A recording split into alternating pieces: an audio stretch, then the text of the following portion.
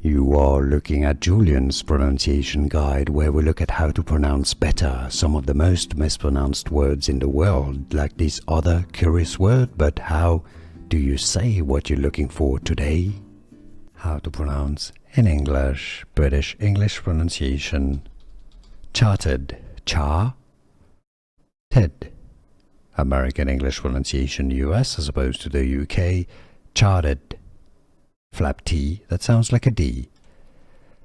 Charted, American English, or charted, British English. Did you get this? Could you hear the difference? Was it useful? Let me know in the comments.